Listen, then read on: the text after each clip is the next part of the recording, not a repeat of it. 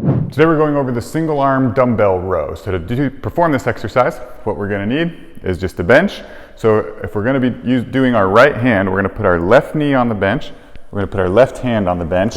Now the main things we want to pay attention to is that we are maintaining a nice neutral spine. So I have a nice flat back here.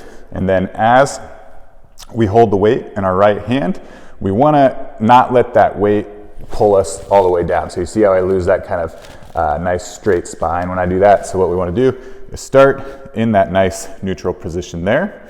And then from there, all we're going to do, pull the weight, keeping the elbow close to the body, and back down.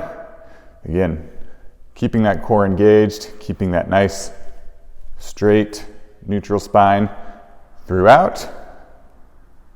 And to do the opposite side, you just switch. So if we're going to be rowing with our left, we're going to have our right knee, right hand on the bench, same thing, nice neutral spine, and then we're going to row with that left hand, keeping that left elbow nice and close to the body.